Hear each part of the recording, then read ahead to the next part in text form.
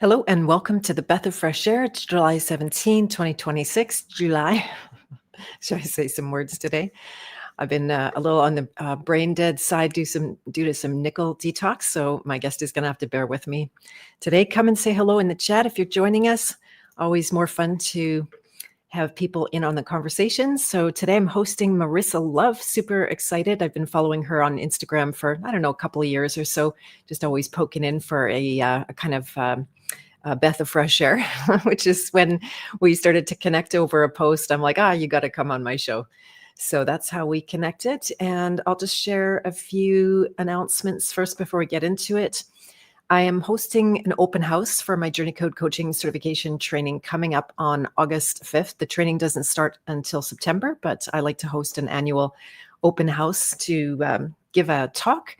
And it's going to be about when saying no isn't enough. So those people that have good boundaries and they've learned to say no, but they know it's not the whole destination. And then studying the architecture of human behavior, which is what I geek out about and love to study on an ongoing basis inside myself and in other people that I work with. So if you would like to join, this is a free event. You can click this link in the show notes, and I can talk about that more later as well. Hello, Maya. Nice to have you here. I think Anne was around, but I don't see her comment right now. And so Miss Ladybug Line on Instagram, where she does the most beautiful videos, just really, if you need something that's non-stressful and inspiring and beautiful at the same time, I do recommend checking her out. Just before I bring her on, I'll read her bio. She said, from a childhood full of Waldorfian whimsy to a young adult life as the lead singer of a murder pop band in the city. So we definitely have to talk about that. To a woodland mountain dweller across the country from home, Marisa Love has been carrying the fire for truth and magic throughout it all. After completely changing her life in 2020, she followed the call that had been inside her all along, guiding others on the path to remembering the power we all carry inside and the importance of curiosity, which I love, no matter how uncomfortable. The idea of identity both fascinates and upsets her, and she has made it her mission to face the shadows while shining a light on the watery, prismatic nature of reality. And I'm a big fan of reality, you guys might know, so that's very cool. Definitely want to go deeper into some of that stuff. And hello, Soul Shines Coaching. I almost got that right. Nice to have you here. Welcome. And Audrey is in the house. Thanks for that, love. Right back at you. All right. Without further ado, I'm going to bring Marisa on. Hello, Marisa. Welcome to the Beth of Fresh Air. Hello, Beth. Thank you so much for having me. I'm so excited. You are very welcome. So I forgot to put that banner up, and I'll give people a little look at your Instagram handle as well, at @the_ladybug_line. And I understand you had to fight for that URL or that handle, I guess. Yeah, very strange. I still have to find them, but I will. There you go. Yeah, there's another Beth Martins out there too. I forget to look at what they're doing, but this is what I'm doing. So here we are. We're going to dive into one of my favorite, I'll call it a lover archetype subject. And it's beauty and truth and creativity, art as a kind of service, how truth and beauty are related, how expression can be, kind of fake and gay, or it can be truly authentic right from a soul source kind of a place. We'll talk about curiosity that I mentioned, even what it means to have a life full of meaning and purpose, and consciously create as you go. Also breadcrumbs, that's one of my favorite themes, and that's how we met, just following a breadcrumbs. So is there anything you wanted to say by way of introduction more before we get started? That was a beautiful introduction. I also am a big fan of breadcrumbs, and the only thing I'm going to add here is that my business and my Instagram handle, the Ladybug Line, is actually about the breadcrumbs. That is my way of talking about the breadcrumbs, because the ladybugs follow pheromones of each other to find safety and community and their own unique magic. And I'm sure most people have heard about the pen. If you draw with a pen, the ladybug will follow the line, and it's because of the pheromones in the ink. And so when I created the Ladybug line as my business about curiosity and soul-aligned purpose and personal truth, I thought, oh, I'm just going to put a little bit of detective work in the title for anyone to try to decipher that I'm really talking about the breadcrumbs and the importance of us all leaving our own pheromones, if you will, or breadcrumbs behind for others to find their own path based on us showing up in our truth and saying, hey, this is who I am, this is how I feel, and you can do it too. You know what I mean? So I love that you are a big fan of the breadcrumbs because it's secretly hidden in my business. There you go. That's amazing. I love it. All the synchronicities that tend to happen. And yeah, the breadcrumbs. How would you even describe what a breadcrumb is? I'll make you describe the indescribable. Oh, yes, thank you for that. I would say it's going to be heart-based. You know, we spend a lot of time thinking about our thinking brains. And, I understand that both of us are really big into the idea of critical thinking and how it's very important to be open-minded and change our mind whenever we feel is necessary. But for me, the breadcrumbs is really intuitive. It's really heart-based. That's something that even when it doesn't make logical, critical thinking sense, you just do it anyway. That's what I would say a breadcrumb is. That's beautiful. Yeah, so much of purpose is like that. That God, you're telling me to what, and nobody's gonna get it. And okay, all right, I'm in. Yep, you just show up. Yeah, yeah, and it becomes a habit over time, or not a habit, but maybe a muscle that gets strengthened where you Absolutely. right, because the first time it can seem like, "Oh, I'm walking off a plank and something terrible might happen," and, yeah, when you do it on a regular basis, also, the breadcrumbs show up more often. Yeah, whether we call it breadcrumbs, synchronicity, signs, those all kind of get tossed around a lot. And honestly, I used to differentiate between them, but the more I have hopefully grown as a human, the labels just start to bother me. And so Mhm. whatever you want to call it, as long as it is heart-led and you feel like it's your, part of your duty, I guess, as a human to say yes to that, even when it doesn't make sense, then you're doing everything right. Regardless of anything, quote, bad that happens, you're still doing something new. You're following that curiosity. And to me, there's nothing worse in life than staying safe. Because for me, safety is really close to stagnation. And the more we say yes to strange stuff, knowing that from the outside, for others, it might look like it makes absolutely no sense. And even inside of ourselves, we have that self judgment of why am I doing this? This is going off brand. This doesn't align with my plan. But by saying yes, it's like whole new portals will just open up by stepping out of your own box. That's beautiful. Yeah. Yeah, the curiosity and the ability to move forward with something, even when it makes no sense to you, never mind other people, is a superpower of the child archetype. So they're called to purpose before there's any real capacity to, to manage that or intellectually think your way through it or be strategic or rational. And they just have to go, okay, I'm coming. I'm coming because it's powerful and it's true. Yeah, yeah. Oh, I'm going to climb that tree just because I feel called to, Yeah. or yes, I'm going to put dirt in my mouth just because I feel called to. Yeah, exactly, exactly, and that's why they have parents, which is really good too. Mhm. And, yeah, I like your idea about the pheromones. I had a naturopath back in the day who would talk about DNA, possibly related. Maybe pheromones will contain some DNA. If DNA is real, God even knows. Sure. I kinda think so, but I don't know. And he would say that, say you have an old blanket from your grandmother, it will literally have her DNA in there, right? If she made it or she used it a lot, her own genetic material or pheromones would be in that material. And he said that if they were like a receiver transmitter, if the double helix again is not a psyop, then it is both having received her information and it's now transmitting her information.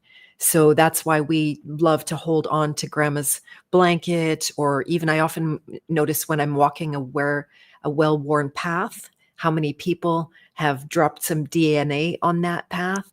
Oh, I love that. Yeah. Yeah, yeah, yeah. Anyway, that's how I make up stuff. And, I will never walk a path the same now. I know exactly. Looks like you do that a fair amount too. I do. And yeah, yeah. And that's nice to hear about labels used to bother me. I really got myself out of word jail a while back.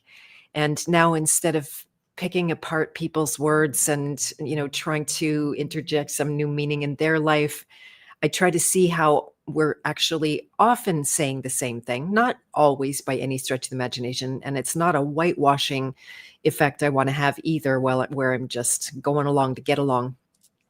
Right.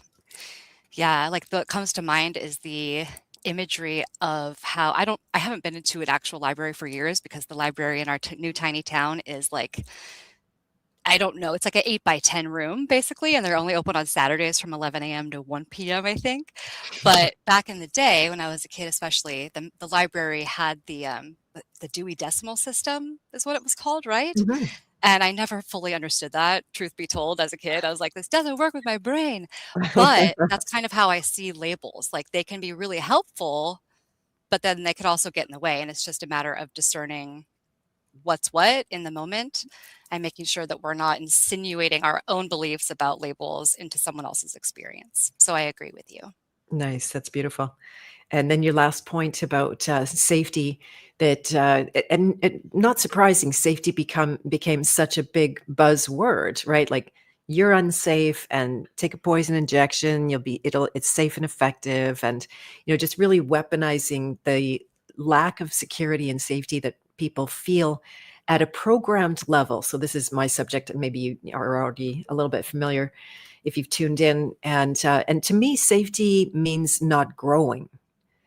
And it's not that you should go put yourself in danger. That's not growing either. That's just stupid. But yeah, if you're always trying to stay in a safe place, then there's nothing safe about growing. It is a danger. Freedom itself is registered as the biggest danger of all, right? So if you're going to stay safe, then you're not going to be free. Exactly. Yep. Completely agree. I love that you brought up how even the word safe has been weaponized because it's true. I mean, if you really do a deep dive into what the media has been pushing on all of us for so, so long, and even beyond the media, just like children's books, one would say, everywhere you look, even in grocery stores, there's this idea of fear, but then here's how we can make you safe. And in my mind, no one else can make you safe. You have to choose safety for yourself and how that makes sense for you, because the way you feel safe might be different than how I feel safe. And it's that taking away of the autonomy of what safety is that I think really gets my blood boiling. You know, it's the assumption of what safety would look like for someone that you don't even know. Nice. I love that. One of my biggest pet peeves with the new age world is how practitioners will say, "Oh, this is a safe space," or "We're creating a safe space." So, when you say something, you won't get attacked, or all of those kind of things. And I turn it around and say, you know what? It's not your job to create a safe space for anyone. Neither is it your job to create a hazardous space. So, I'm not condoning bad behavior in any way, but as long as they're running programming that says they're not safe, it doesn't matter, first of all, what you do or what kind of environment you create. And I think it also can dumb down, well, not dumb down, but hold their capacity lower. I would rather give people a chance to, face deeper, darker fears rather than kit glove everybody. Some people need that. It's everyone's at a different place, still maybe growing their ego, growing their self concept, and others ready to start the dismantling of that. Uh, Hmm. yeah, yeah, and then Yeah, feel mhm, you on that. right. And what I've discovered is every program is a kind of pendulum. So the program that says you're not safe, it's got the whole extreme. It's like I'm not safe, I'm safe, I'm not safe, I'm safe, but it's exactly the same program. So I'm safe is equally as programmed, equally as stuck, and equally draining of life energy. So as long as you're on the paradigm of safety, then they've got you one way or another. Hmm. Hmm. Yeah, I see what you're saying. It's about where the empowerment really lies And for me, where the empowerment really lies is freedom. And sometimes freedom is going to feel scary because it's not what you're used to. And that just takes us back to the idea of growing, and you're not going to grow in total safety. And I can feel, you know, people in the external world easily argue me against that, and maybe you too, and that's fine. But I think it's just another label, is this word of safety that's become so buzzy, and I think everyone's so hell-bent on being in a safe place and making sure that other people they think are safe in their own way, right? Like, this is more telling you how you should feel, that it's just become one of those exponentially toxic ideas that does absolutely nothing to empower a person. Bingo. Yeah, really well said. I love that. Speaking of not being safe, Canada is kind of on fire right now. There's more than 800 fires in Ontario. You might have been seeing some of that stuff. And Yeah. there's a red sky at every turn on X. I started scrolling X last night, and I'm like, okay, best stop that. That's going to be some wrong impressions to take to bed with me. And yeah, so they're doing everything possible. I heard someone recently say, I won't say who it is, but that the head of the snake has been severed, right? If there's a snake or maybe a team of snakes or competing factions of snakes, that the head is gone.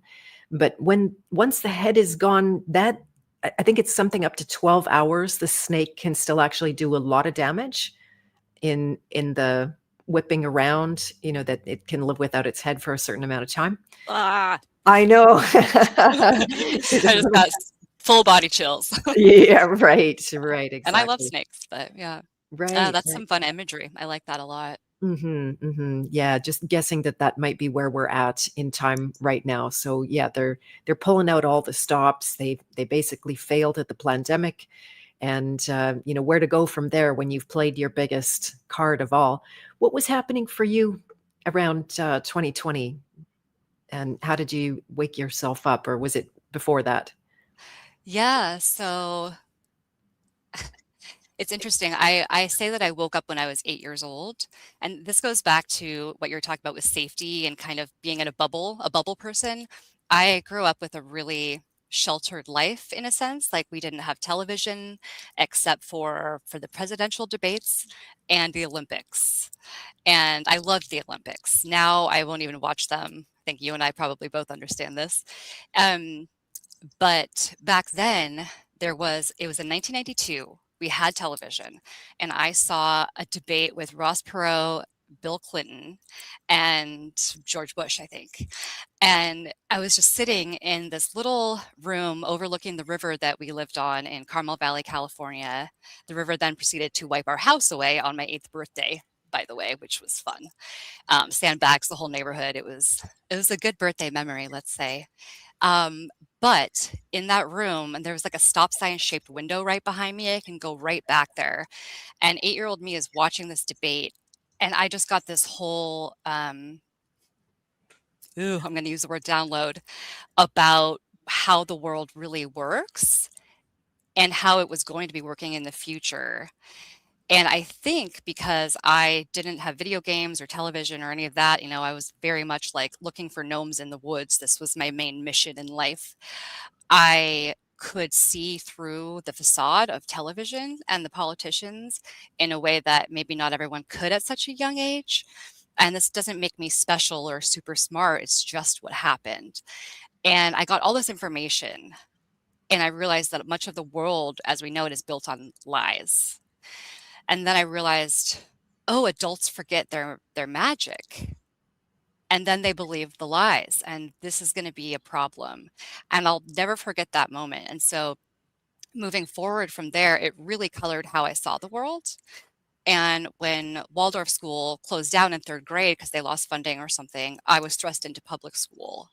And that was where I really, like, the lights clicked on when I realized what was being taught in public school has really not much bearing on truth or importance for survival or fueling the imagination that we all need to have like a fulfilled life. And so fast forward, we are at 2020, and I had been just doing the rock and roll lifestyle, bartending, the whole thing, which was a dream of mine. So I checked that off the box. I was like, yes, but I had that feeling inside of me that like I had expired out of that timeline and I was supposed to be doing what I'm doing now.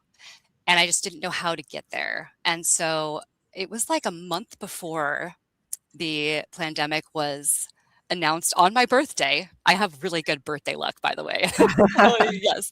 It was like a month before. I remember feeling so tired of like pounding the pavement with my band for 14 years and bartending, and I was way over that. And I was starting to see just how supremely toxic that lifestyle could be in like the longevity standpoint. It was fun for a while, but I was over it.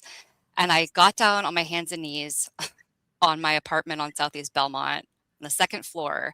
And I just said, God, whoever is out there listening, I need a miracle. I need 3 months where I don't have to go to band practice, show up for shows as much as I loved it, go to work. I need 3 months where I can really study my abilities that I believe we all are blessed with from birth. And they just get slowly, meticulously pounded out of us, right? Programmed out of us. I said, 3 months, just give me that. I promise I will go all in. Because I had been taking some classes here and there to develop, psi abilities and whatnot, and more understand how they worked for me personally. But that's hard when you have a full-time job and all this other stuff going on. And so come my birthday, this whole thing is announced, and I was like, oh, what? Like, are you serious?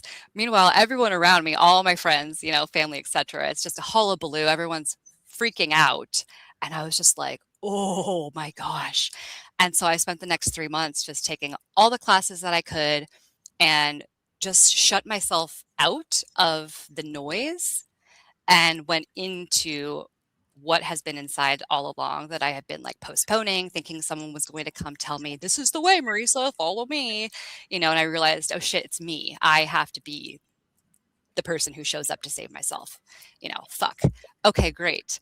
And then, as we know, COVID proceeded, and it got just more and more wild. And the more wild it got, the more I did awaken to the fact that almost everyone I know sees things completely differently than I do. And I'd known that for a long time, but this was like next level. I thought, wow, I really am in the fringe. And as you know, it's painful. No matter how strong you are in yourself and you are in your convictions and you're not going to budge based on external pressure, it's still a painful, lonely road. And so I think that painful, lonely road, coupled with my deep spiritual dive that I was doing at the same time, really like culminated in me just doing a big shape shift and saying, you know what, I'm completely changing my life because the one I've been doing is completely out of alignment at this point. Wow, great answer. I love that. There were a lot of people that got completely devastated one way or another in the pandemic, and that can be in the mix. But I know people who used it and harnessed it and made big changes. Like that's actually when I created my Journey Code coaching certification. I thought, because it's like lay down and die and just keep crying on the floor, or God, what is this time for? I'm like, Brian, what now? And I literally heard this. It's time to do your coaching training, which I had intended, but probably another decade, maybe 2 decades before I felt qualified. And Right. so I decided to just qualify myself. And instead of just being part of all the fear porn and yelling from microphones. I did a little bit of that, which I actually hated. I really hated the demonstration kind of thing. I did it by obligation only, but I spent all of my time creating, and that was what saved me. You talked about, that awareness, that realization, the wake up for, again, the child archetype, like that no one is coming to save us or save me. And that was a really big part of the months. I podcasted my brains out looking for the savior who knows enough in law, in health, in whatever subject that we were being encroached upon and attacked in those arenas, and then just the massive disillusionment. I mean, that's first of all, tons of controlled op, tons of people who just make stuff up when they don't know. They might be semi-innocent in the process, but they're literally making stuff up. And then they're the sinister ones that know they're, maybe they're actually paid to take people sideways and stuff like that. So yeah, that was a really good growing up. And it taught me to learn again because I'd been in my lane so much and I was already, adept in my lane, and it didn't call for a whole lot of learning. And that's when I became a good student again. And that's been like, again, what a gift. For almost 6 years now, I've been really studying. Some of that was bull crap. And so I wasted a lot of time there, but excuse my bad language, not very loverly of me. Maybe it is actually, just being myself. And then, yeah, like I just have fun with it. I've been studying some biochemistry these days with the work of Garrett Smith and all of the detox work. I don't know if you've seen any of that stuff. And he's a real science guy. He's I would call him a professional researcher. He can go in, he can not only read the research, he can decipher the research, he can translate the research and word for word. He's into it for more than 40 hours of streaming on nickel toxicity, which is very little known. And if there were, at the beginning, I know at the beginning, I could barely hold on. I would have to listen a little bit, turn it off so my brain could melt. And now I can actually keep up with him and hear it, not to say I'm necessarily at his level. I can say words like palmitoyl ethanolamide and know what that is and stuff like that. I was playing the game the other day trying to say that 10 times fast, and I was able once to get through 10 in a row without a meltdown. So I dare you to make a video of this and post it because I yeah, want to see that. I know you're inspiring me. You do such wonderful videos. I'm always just live streaming. I never just come on and make videos like that, but I think I might start. And yeah, so our subject today, making beauty even when nobody cares. And I'll preempt this a little bit to say that I know exactly where this comes from in me. It is definitely a childhood kind of wound. I was like an only child, except I had siblings, if you know what I mean, like just on my own a lot, doing my own thing. And I have created many narratives out of that experience, including a false personality. I don't know if you're familiar with Gurdjieff's work or anything. We're deep into studying about false personalities. And so I built one around this experience of being more on my own. And so sometimes when I put something out and maybe I've put a lot of time and energy and work into it, or I have a great podcast or a great guest or something like that, and it's just like kind of crickets, and just doesn't get out there. These days, censorship really exacerbates that false personality of mine into that. So I know it's not true even when I say it, like, oh yeah, I did this and nobody cares, but it's still kind of part of the pain of working through that, when there were times when, like, it just was, I wasn't on the radar as a child, how those things go. I'm not singing a sad story, just giving you the background. And so when I posted that and you responded with such a deep, beautiful answer, I wonder if I could even. I just vomited all over your It post. was I was like, wonderful. what? Oh yeah, you come Gotta get vomit it out. your pink flower vomit. Yeah, I don't know if I could. I'm sure I can find it on Instagram. Let's see where it is. Just a little ways back, and I think you were the only one. Do you mind if I read this? No, please do. Because it really says a lot about you. So she says, as someone who has always had a fringe as fuck worldview, as well as spiritual beliefs outside the norm, I feel this deeply. The meme says, I just want to make beautiful things, even if no one cares.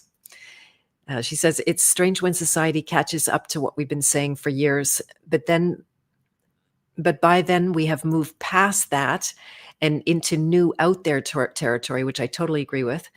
So it's like, no matter what, the percent of people that will get us, quote unquote, remain very small. I lost track of how many times people have made assumptions about my worldview that were based solely on what they needed me to be, despite things I've said that would paint a different story. People, this is a little small for me, struggling. Let me see. Ding, ding, ding. Can't make it bigger. Okay, I'll just keep struggling a little bit. People really will only receive what they want to, and being out there in every chapter of life has been frustrating. There's such a wild curve for people. Remembering, unlearning, awakening, that it can feel very isolating and pointless to be speaking and being out of bounds on a different timetable than most. It's both heartening and annoying when things come to light decades after being called crazy for it. Very familiar with this. Good news, bad news. The art of wildflower is not for the weak. Great post. I appreciate you. Making beauty helps the world even when it feels like it falls on deaf ears and blind eyes. Because of that feeling you mentioned, the fuck yeah, I am full feeling, so we keep going. That was so well done. I love it. So, what's your experience then of now? You shared a lot in that post, but are there any stories of just being so out there and nobody was getting it, and what was going on in your heart and mind at the time? Oh gosh.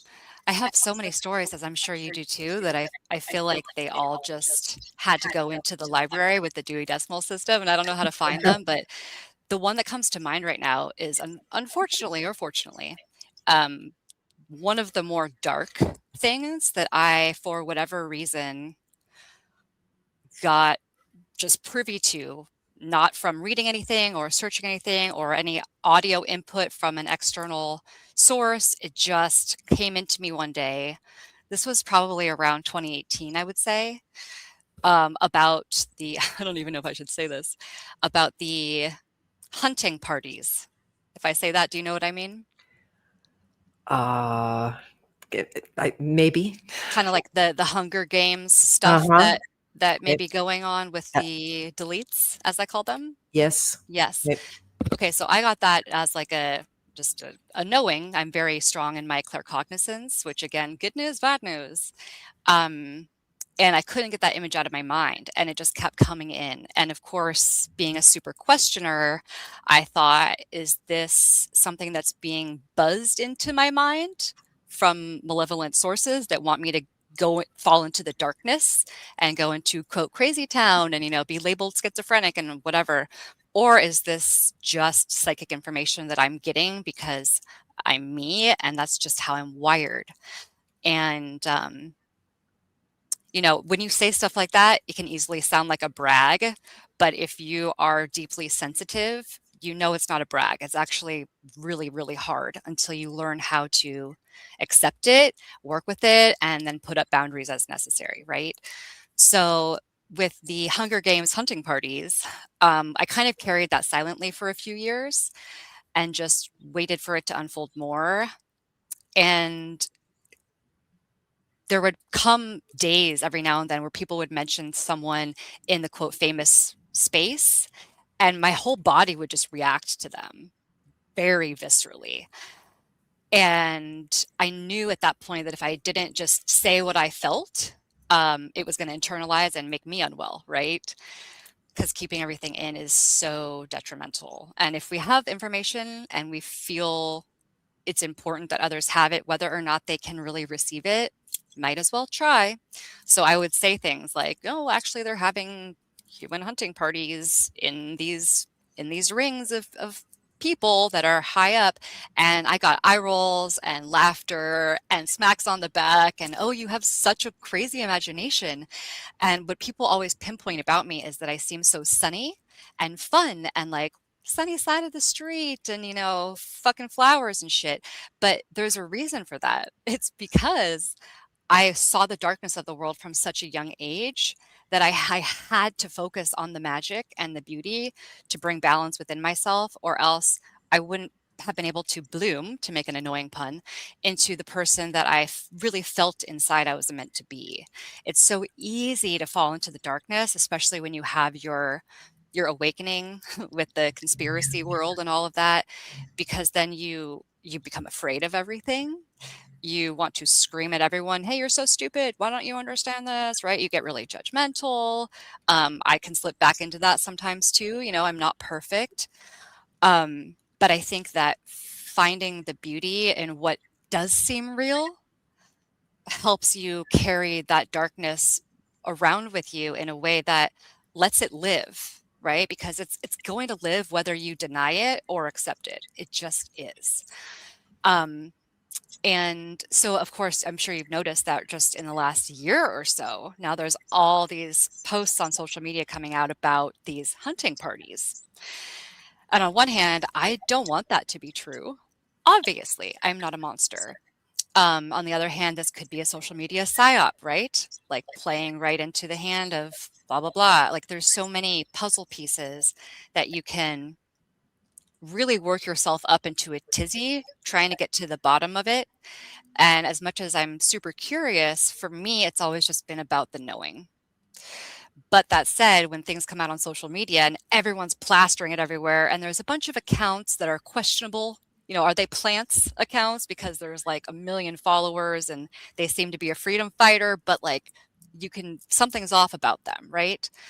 So it's a weird thing. And I noticed myself getting kind of like activated by the topic of these hunting parties and me wanting to stand up on my little pedestal and be like, I said this, bah! And that's like, the wounded child within me that's like, I didn't get heard. I got laughed at. And now you with 1 million followers are saying this and everyone's agreeing. And it's that like, it's kind of like the acid reflux of the soul where you just want to be witnessed, right? But then when you're not and it comes to light later, it's almost like nobody wins because it's not happy stuff that's coming to fruition, right? But then on the other end of that, there's so much happy stuff and beautiful stuff that is now coming to light. Obviously, with spiritual stuff, it's hard to provably, evidentially say what happens when we die, right? Like I'm a medium, I teach mediumship, but even I will say, this is subject to change. We could be wrong. This is just the experience I've had, and this is how I teach what I teach. So there's so much magic that is filtering through at the same time with this awakening. So I call the awakening the dark shit and the remembering the beautiful stuff, just to kind of differentiate, because I think we're all on this path of remembering ourselves first and foremost. But I think a lot of the time, in order to really truly remember your full self, you have to have the awakening too. And not everyone's going to bother with that because it sucks. It rocks your entire world. As you know, you lose friends and etc.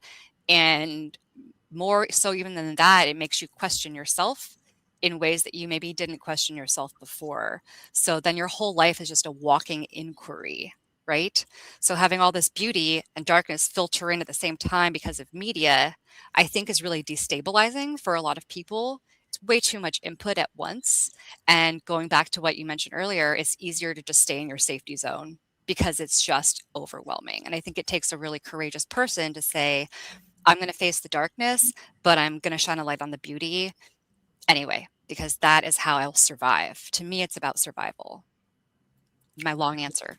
I love that long answer. So much in there. Oh, that's amazing. Yeah, and I love that. There's a soundbite for you should do a video, finding the beauty in what does seem real. Let's I have to admit that there.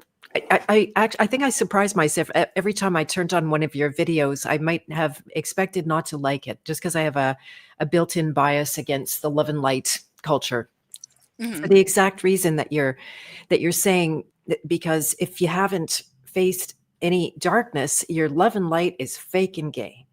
And it's just making stuff up. It's being in the shadow of the child and the denial of the child compared to the magic of the awakened child that you're talking about. So that's if I could have sensed that, I can relate to.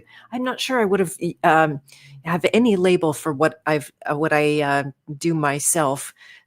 I know astrologer called it X-ray vision, just according to my astrology or something like that. Oh, that's fun. And I don't play on it too much, but it sounds. I use it every day, but it's not something that I ever would teach. I wouldn't know how to do that. Like I came with it; it's built in, and But actually, I do teach people to read more patterns, which is part of that, right? Like it's just picking up on some more subtle patterns than the average person is paying attention to. We can come back to that, but I just wanted to talk about how recently Joel Schaefer on an interview was talking about that.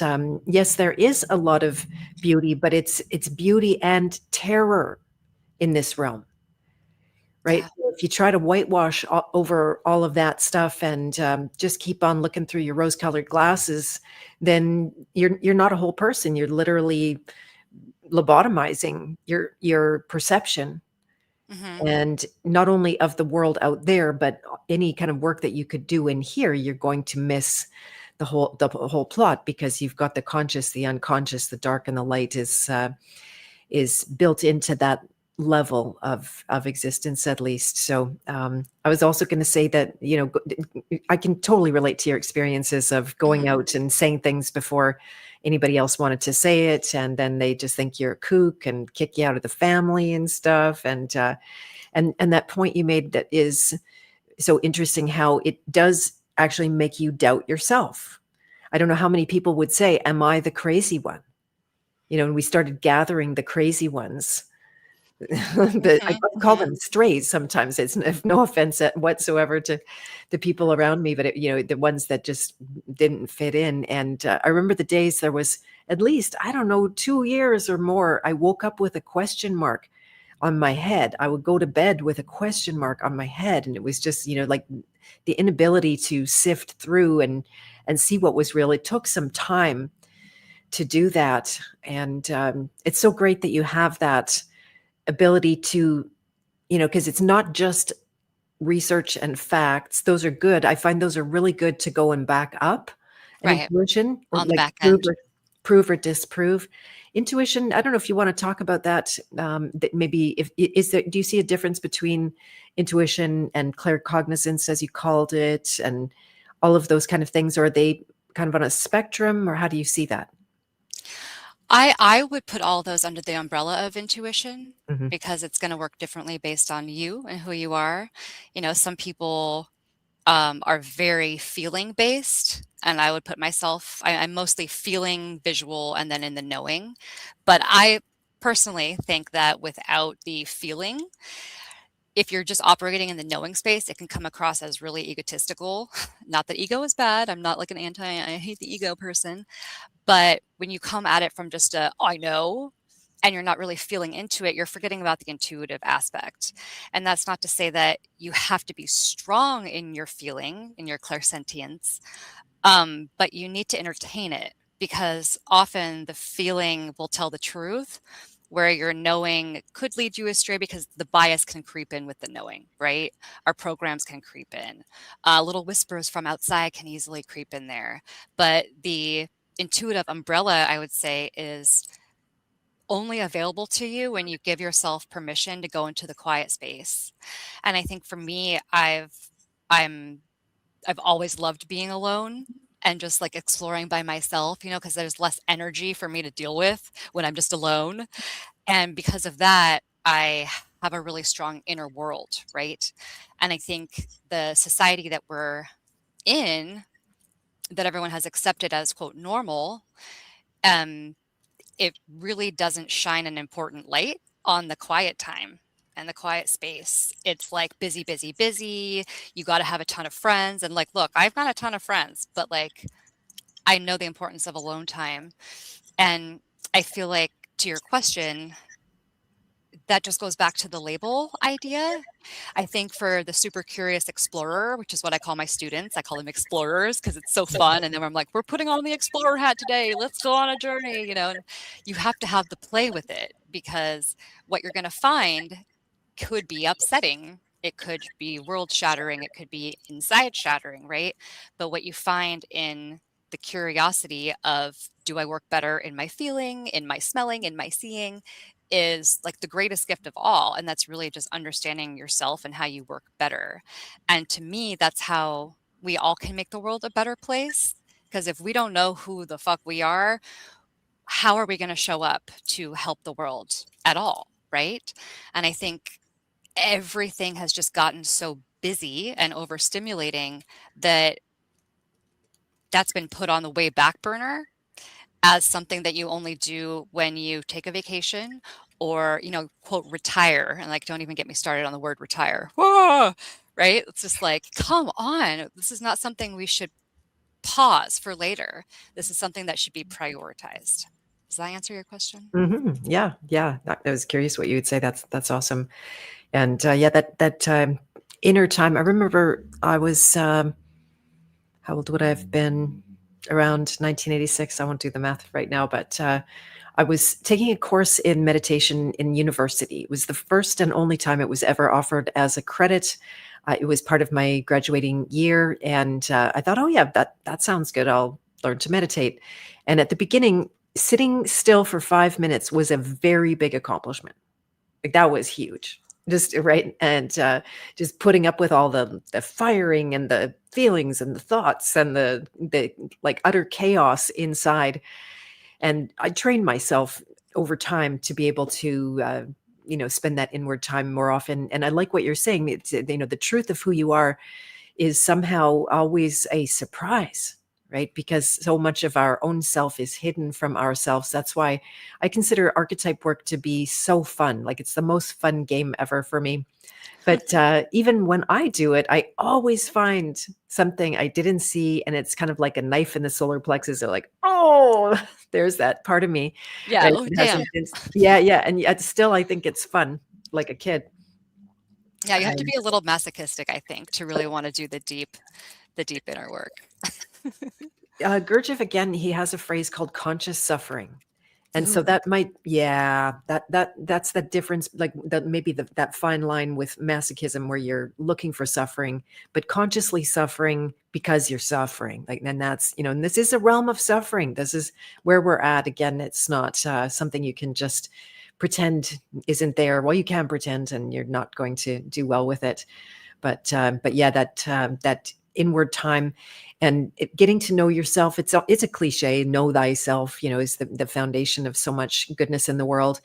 And I was going to riff on this at some point. I'm not sure exactly where I'll do it, but we often have this idea that we know other people. And it's one of the reasons I love to interview people because I get to know them. I can ask my questions. I can, get in front of them. Even if I've seen them many times on videos, there's something about sitting here um, face to face, as virtual as it is, but, just looking into your eyes and having the exchange. And that's where I can get a lot of downloads, a lot of data. Sometimes, now, this is not you, but sometimes I will interview people in order to vet them because I can't get a good reading from the media, but my own conversation can do that for me. And I was just thinking how insane it is, even that we pretend to know somebody when we don't even know ourselves from a hole in the ground. Ooh, yeah. Yeah. So I want to talk entrepreneurialism a little bit later. So I'm gonna because when you talked about retiring, I think we might have some similar ground in that. But coming back to the beauty and the contribution that is, and maybe even sometimes feeling like you're working in a vacuum. How do you keep yourself going creatively? What's your fuel? I think about where all of my insides would go if I didn't create, and the visual is never good. It's not good. It's like at the bottom of a bottle, maybe. Like I used to be a bartender and a rocker, so I clearly know that road very well.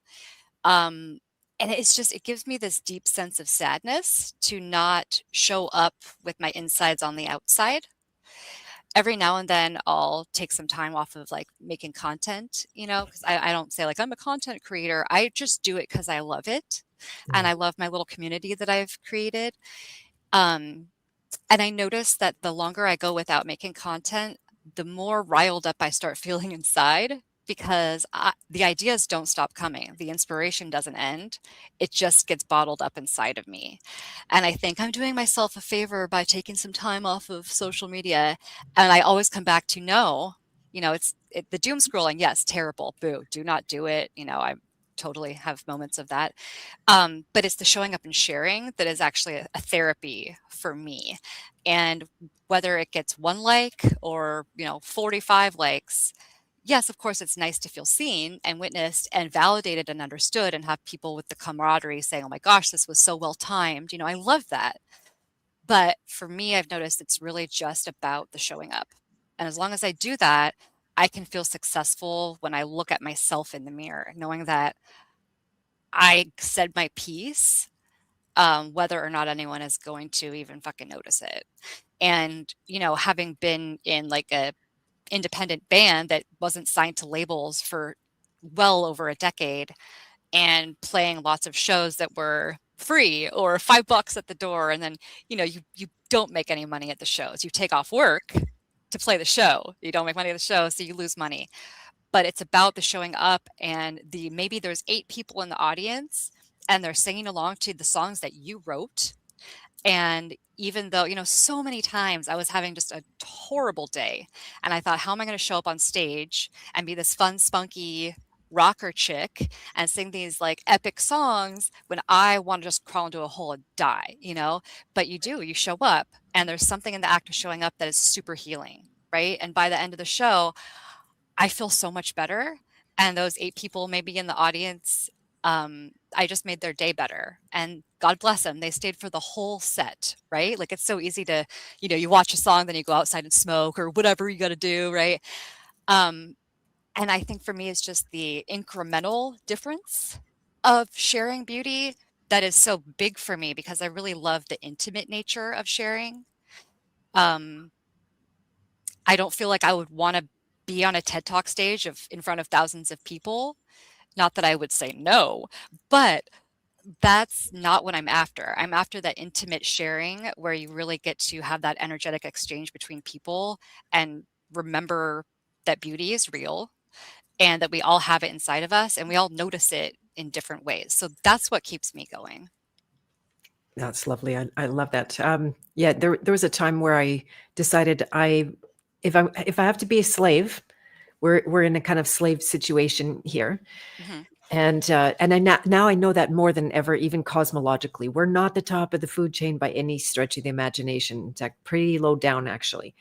And so I thought, okay, well, if I have to be a slave, I'm going to slave to purpose and inspiration.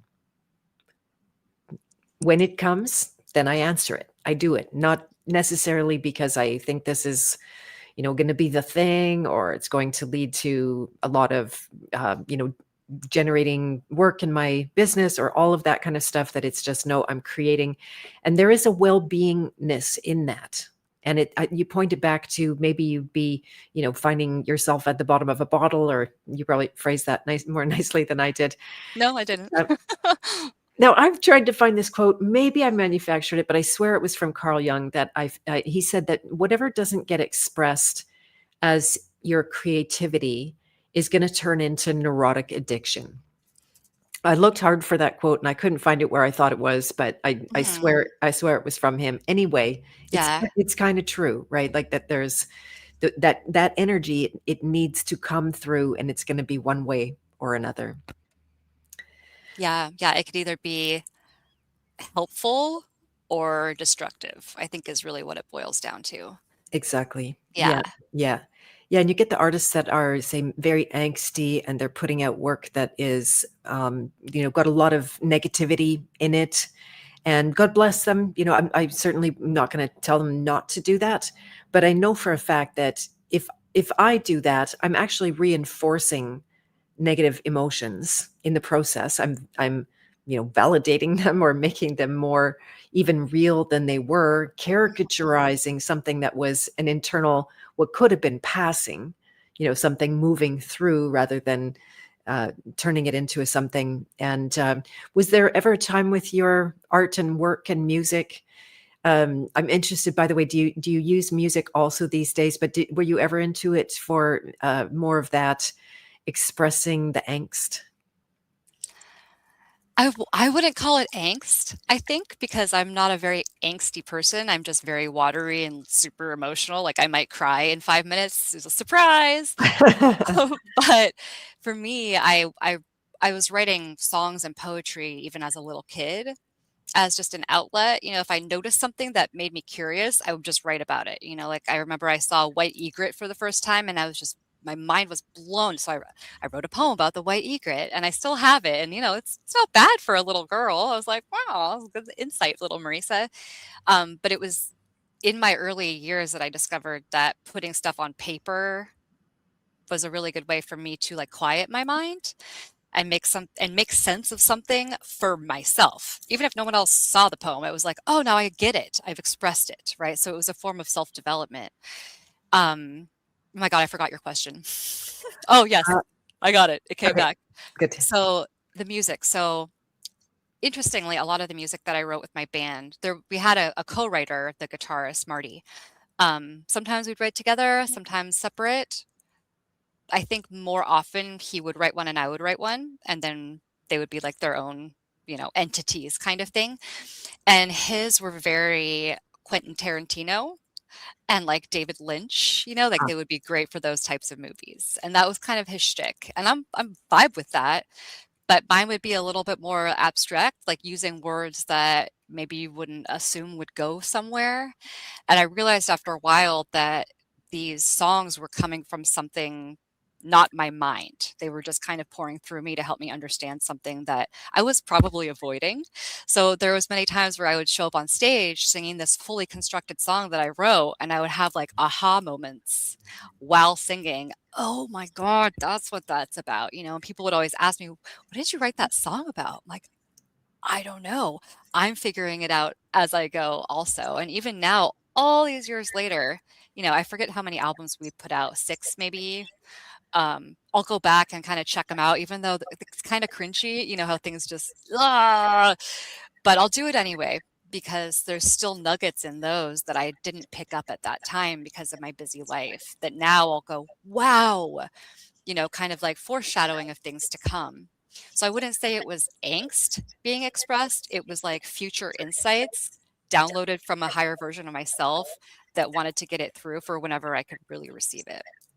nice, nice. So yeah, it doesn't sound too negative at all. When you talk about a murder rock band, that kind of implies the, more angsty, but Right. We totally get called it. it mom-friendly murder pop because it was very Home friendly. mom-friendly, Oh, but then there fun. was, like, darker themes, it was very much like shadow work woven into songs, and there was a lot of Nice, storytelling in the songs.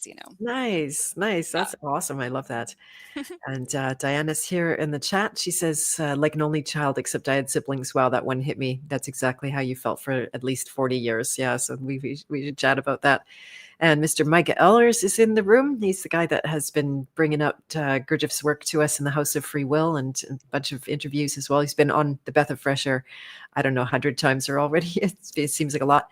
And he said, that's it. Good slave men can be born like a dog and die part of God. Yum. How nice. Yeah, I've been really enjoying Gurdjieff's work.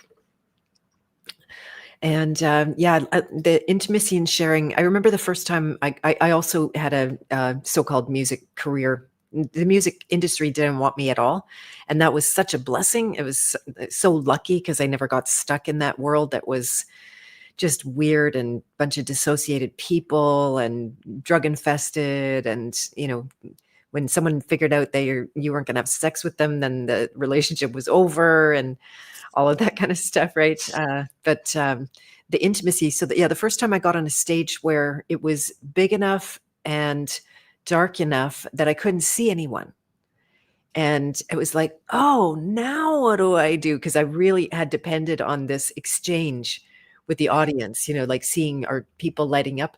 I do most of my work on Zoom these days, and that is good for me because I can see, like, are they listening? Are they engaged? Are they getting it? Are they confused? Are they going, zoning out, tuning me out, and those kind of things? So yeah, it's a whole different. And then you have to turn to more of the psychic. That's what I noticed. Like I had to feel the audience when I couldn't see them. It was a feeling, not a Yeah. hearing, not a listening, not a seeing, not a smelling kind of thing. But it was yeah, just Maybe so a little bit of smelling, come on. maybe a little bit, probably more than I think. Even smell informs us quite a bit.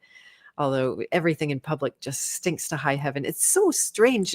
When I smell these days, total little squirrel moment aside here, that when I smell any kind of manufactured fragrance of any kind, yeah, it's only manufactured. It always smells like poop to me. There's something so strange. Like you go by people's house, and is it because it's all mixed up with that? People are toxic. They basically are exuding toxic waste, and I don't know, just I just smell that. That makes sense. I knew that poop was gonna worm its way into the conversation. Maybe I shouldn't use worm and poop in the same sentence. That's a whole other episode. But, Why did but you yeah, why did you know psychically know that? I don't know. No, no That's so reason. funny. That's so funny. Yeah, Anyway, but I could I go feel off. you on the concocted manufactured fragrances. I don't smell them as poop though. This is interesting. I will let you know next time I smell one, and I'll tap in with you and be like, "It happened. I smelled what you smell." But Right. I will never call you crazy for smelling that. But yeah, that's interesting to think about. Oof, those smells are they linger with you too. Because of phthalates. It's horrendous. They Yeah. manufactured chemicals so that it's like a hook. It's got a hook. It hooks on your skin, it hooks in your hair, hooks on all your clothes. It hooks in the environment. After I travel now, it takes me like 2 weeks to get everybody's smell out of my hair Oh, because of those phthalates. Yeah, the hormone disruptors and everything like that. So yeah, they're pretty yeah. deadly. And yeah, so I won't go on and on. I'm going to have Dagmar Stensova on again for another Beth of Fresh Air. And she's really comfortable talking about the pooping and the farting and all that kind of stuff. We did a Oh, nickel rad. episode. I'm just learning. I'm just like in the last couple of years getting free enough to be able to say that. Uh, yeah, I was never mind too. I'll leave that one alone for now since we're on the making beautiful things subject here, but yeah, that intimacy and sharing is really a beautiful thing when you can, because it develops a relationship. And the say the lover archetype, where the truth and beauty are the highest value, is on the heels of the nurturer archetype on the hero's journey. And it's a very major precipice where it goes from being ego based to soul based. Just like you said, ego's not wrong. It's part of development. That we need to have a self concept in order to even begin being free of it. And so the nurturer is often putting out something in the world. It might be truth and beauty at some level as well. Also, service and help is, of course, what nurturers value. And they'll be asking, like, am I okay? Is this okay? Am I okay? Much more looking for those signals and the feedback and that kind of thing. But by the time you get to the lover, there's no more of that. And it's just between you and the divine, Mm, right? Kind of like a graduation from that child place. Okay, I'm coming, whatever it is, I'm coming. And then the maturity of the lover, that's a similar kind of a relationship with the divine. So by the time the lover brings whatever it is to people, it's not to get their approval anymore. yeah. And that's where a lot of artists end up really, maybe at the bottom of a bottle, because they're, even when they get so much love and approval from people, they don't register it because they're running programming that says they don't have it. Yeah, or it showed up in a way that they weren't expecting, and they're not built yet internally in a way that can sustain that kind of witnessing too. I think that happens a lot as well. Do you want to say more about that? What you have to build to sustain that kind of witnessing? Well, I think it goes back to the wounded child, really. Um, I love your whole everything that you always talk about archetypes. It brings me right in, and I'm just like, oh, tell me more. This is so fun. But I think for a lot of, not all, but a lot of musicians, there's this wounded child aspect that is wanting that attention, because every one of us, whether you're a musician or not, we feel like our highest potential inside of us, but not everyone takes the steps to try to understand it. Sometimes instead of understanding it first, we just go get it. And so when you can just quickly rise up to that attention of, like, an overnight rock star type of thing, you don't have the structure. The roots of your tree are not intact at all. And you're getting everything you asked for, but it's actually going to completely cripple you because you haven't done the time to understand why you feel the potential inside of you and why you want it. You just like, I want it, right? It's very egocentric. I want that. I'm going to get it. So I think for a lot of musicians, especially, that attention feels like there's two sides of this. I think that there's a lot of self-loathing that can happen when you get what you asked for, but you're still upset. then you're like, who am I? Am I never going to be happy? Is there something wrong with me? But then there's also, where do I go from here? I didn't set my goals to anything else, and now I've got what I wanted, and I've plateaued.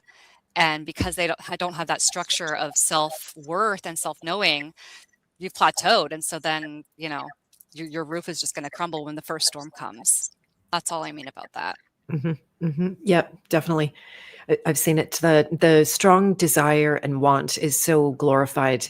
There was a time like it was all just about you just have to want it enough, and it's all this passion and desire and very very lover shadow actually, because you get into that compulsive, obsessive, much more fear driven but invisible fear because it's couched in this like love paradigm, right? And, Yeah. and it's very easy to take advantage of people who want something, right? So I want fame, I want adoration, I want the success of my work. And then somebody go, oh, you want that? Here, I can give you that at only this small or very large price. Right. It's like the Rumpelstiltskin effect, right? Do you remember that story? Okay, yeah, yeah. Go ahead and unpack that if you like. It's been a long time. Rumpelstiltskin. That's not the hair. That's not the hair. Oh, yeah, it is the hair, isn't it? No, that's Rapunzel. Ah, thank you. Yeah, Okay. Rumpelstiltskin is, oh man, I have 2 copies of this book, but I might mess this up. Every version is a little bit different too, as far as, fairy tales go. But that's like the little elfin guy, and he doesn't make her do anything. This is free will, house of free will. So here we are. But this woman was told that she needed to spin all the straw into gold or else something bad. This is by the king, of course. And she doesn't know how to spin or sew or anything. So she's like, what am I going to do? This is horrible. And Rumpelstiltskin, the little elf guy, shows up, and he says, I could do all this for you if you promise me this. And so she keeps agreeing to the this. And his last one is your firstborn. And she's just so wrapped up in needing to prove that she can say yes to the king because of the or else, that she says, okay, you can have my firstborn. And in some versions she concocts an idea to get out of it at the end, and she gets to keep her baby, but in some versions I don't think she does. And that always just really struck me as like this people pleasing need to say yes to what you want despite the consequences, even when they're really out of balance. Right, exactly. Yeah, Yeah. that's beautiful. Thank you for re-sharing that. I literally had no data from Rumpelstiltskin at all in my head. It's funny those fairy tales are also like creepy and dark and weird, and they shouldn't really be shared with children, as far as I can tell. Right? Isn't that strange? Yeah, it's something I think about a lot. I have a collection of children's books, even though I don't have children of my own. Mhm.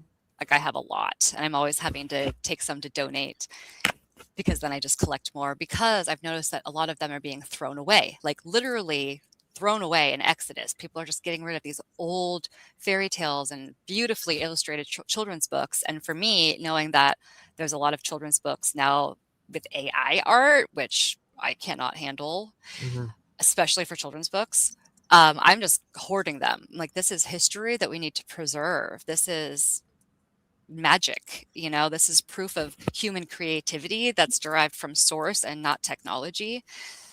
But in rereading a lot of the ones from my childhood, I had the same realization, like, these are really twisted and dark and full of symbolism and like references to stuff that you simply don't pick up as a kid. And honestly, I think our parents also didn't pick up on that either, because now we're in this era of pattern recognition, I would say, or at least a lot of us are really into that because it's important and it's everywhere. I mean, you talk about rabbit holes, you could lose your identity bothering with pattern recognition. I think would be easy to do because it is constant. But in the children's books, it's almost like they have, not all of them, but a lot of the big ones that we think about, like Pinocchio, they are laced with dark truths of the world, and they're like buried in there so that they can always be found. And that's why, like, the idea of book burning I think really gets to me, because while the truth might not be in a pamphlet, sometimes it is, it's always going to be in the children's books. And I love that so much. That's so cool. I love that. Nice.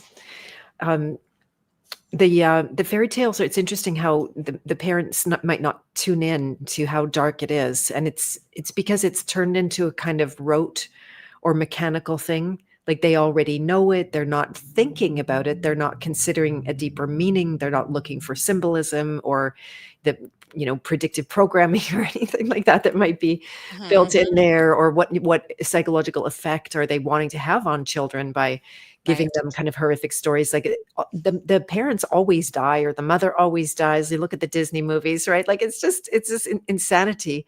My son did not want anything to do with those movies. Smart. Yeah, he was 2 minutes for a movie, and then it's over for him. He's just, okay, let's get on with something more real around here. Uh, I know, yeah, really cool. Good kid. And yeah, so when we go into that mechanical state, then you just miss everything that's there. So it's great that you've unpacked that. I love it. Um, you said in your bio, and you've intimated a few times, you have maybe a love-hate relationship with identity. If I'm not misinterpreting what you said, is that true, or do you want to talk about your relationship with identity? Yeah. I don't know if I would use the word hate, but maybe displeasure exists there, because I think it's just another way that we can trap ourselves, really. It's not about assuming or preconceiving anyone else's identity, which is really not for us to do anyway, although we all do it. I, for me, I've known that I can put myself in a box without even realizing it. And then I built my own prison unintentionally that is then really hard to get out of, because I've accepted myself in that version on that stage. Like I could even say this for the ladybug line for a while on my Instagram. If you scroll back, I don't recommend doing this. If you scroll way back, it's a lot more vanilla, maybe. It's still me. And I love that going back over the years, it shows the change and the evolution of a person. I will never delete stuff from my social media. I don't do that. I leave it as proof. Um, but it was a lot more palatable, I guess, for all. And over the years, I've discovered that that actually is detrimental to me, right? Got to get it out. So I'll find a way of expressing what I need to express in a way that does fit in line with my purpose, my mission under the Ladybug Line umbrella, right? Um, but it's something that I've struggled with the band. I branched off for a little bit, and I had a country band at the same time as the murder pop Oh, band. fun. Yeah. Yes, because I Yeah. really wanted to explore my country aspects. Like I grew up in the country. I love dressing in that style, and I love country music like so much. Not modern country, but the old school shit. And I really noticed cognitively that I had a hard time coming out to my murder pop bandmates about the fact that I was joining an old school country band, because it was threatening to my identity from their perception and then also of mine. And it was in that moment, really, this was, I don't know, maybe 2016 or so. I was like, oh my gosh, I've built my own cage.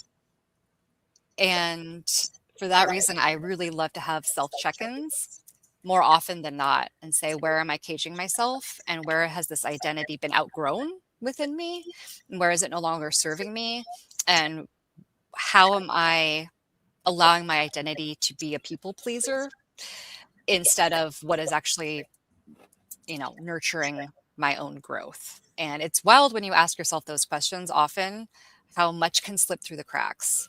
So that's my thing with identity, I guess. Nice, nice. I love that. Diane's giving you some good love here. What a great find. I agree. Thank you. And Aw. thanks for sharing her with us. Love her sparkly energy. Yeah. Yeah. Sparkly and real. Very rare. Very rare. Eliza's here. Nice to see you. Yeah, you guys have similar spirits, by the way. You probably don't know Eliza, but or Eliza, pardon me. But Oh, I love the yeah, name though. yeah, she's sparkly like you. Sparkle power.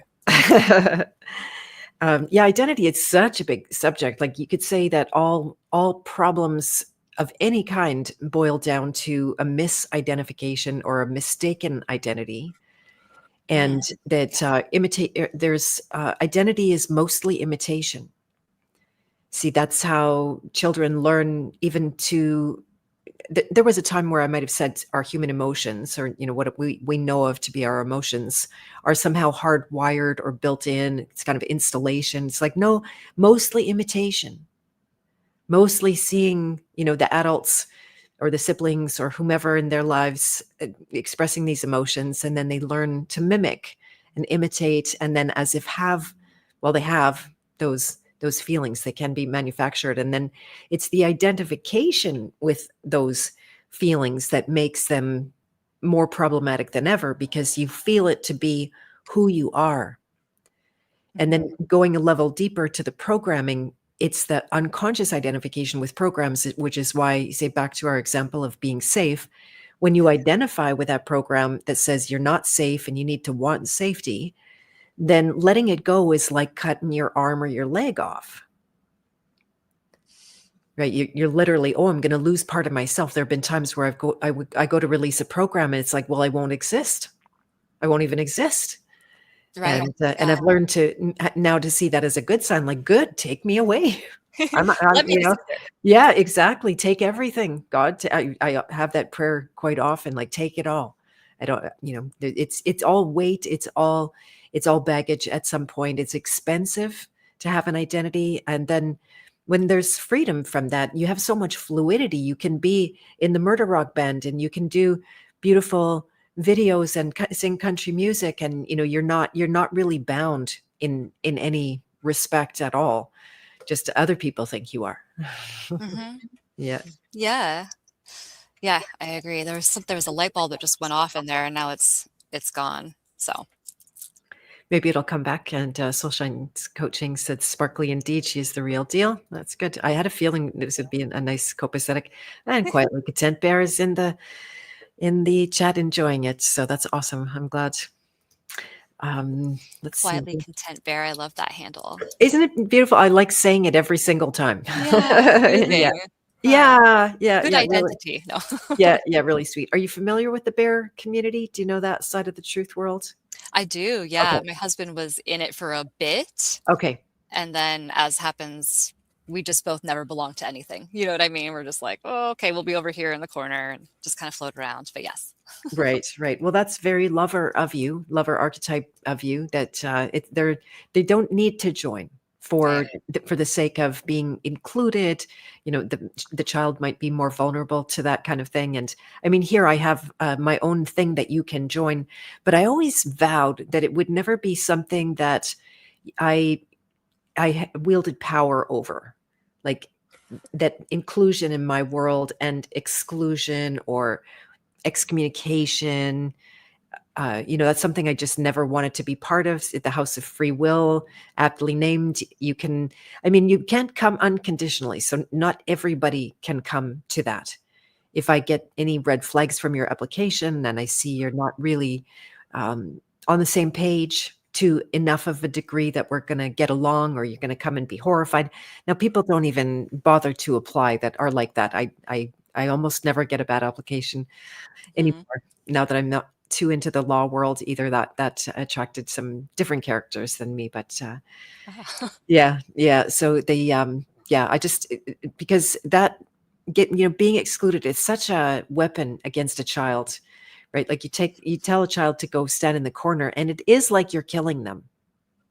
It's like an excommunication. Yeah.